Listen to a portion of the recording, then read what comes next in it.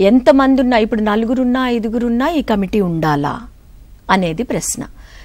ఈ చట్టం ఏం చెప్తుందంటే 10 మంది కన్నా ఎక్కువ ఎంప్లాయీస్ ఉన్న ప్రతి ఆఫీస్ అని కాదు, ఇక్కడ ప్రతి పని ప్రదేశం. ఆఫీస్ అనగానే మీకు ఒక స్ట్రక్చర్ గుర్తొచ్చేస్తుంది, లైక్ ఆఫీసు టేబుల్, ఒక రూమ్, ఒక స్ట్రక్చర్ గుర్తొస్తుంది. అట్లా కాదు, పని జరిగే ప్రతి చోట. లెట్స్ సే ఒక టైలర్ షాప్ ఉందనుకోండి, ఓ టైలర్ షాప్ 10 మంది 11 మంది ఉంటే లా ప్రకారం అక్కడ కూడా ఒక ఐసీ ఉండాలి. కానీ అది సాధ్యం కాదు కదా పెట్టడం.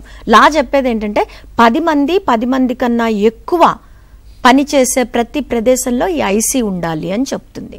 అయితే ఇక్కడ ఇంకొక విషయం నేను చెప్పదలుచుకుంది ఏంటంటే, ఇట్లాంటి అన్ఆర్గనైజ్డ్ సెక్టర్లో ఐసీలు పెట్టడము సాధ్యం కాదు కాబట్టి ఎల్సీస్ అని ఉన్నాయండి, లోకల్ కమిటీస్ అని ఉన్నాయి.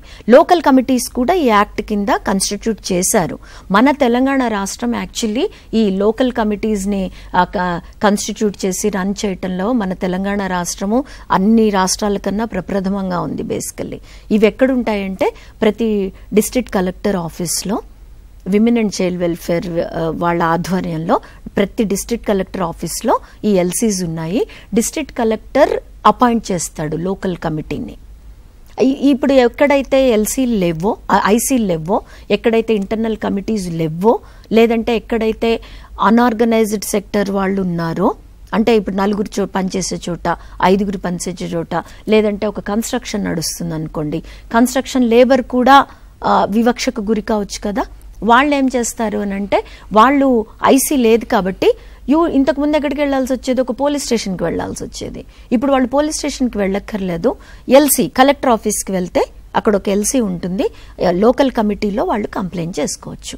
కాబట్టి మీ ప్రశ్నకి సమాధానం ఏంటి అంటే, ఐసీ ఒక ఆఫీస్లో ఉండాలి, ఇంటర్నల్ కమిటీ ఒక ఆఫీస్లో ఉండాలి అంటే 10 మంది కన్నా ఎక్కువ ఎంప్లాయీస్ పనిచేస్తూ ఉండాలి. ఒకవేళ 10 మంది కన్నా ఎక్కువ ఎంప్లాయీస్ కనుక అక్కడ లేకపోతే ఐసీ అవసరం లేదు. ఆ ఎంప్లాయీస్ ఆ డిస్ట్రిక్ట్ కలెక్టరేట్లో ఉండే ఎల్సీ దగ్గరికి వెళ్ళి కంప్లైంట్ చేసుకోవచ్చు.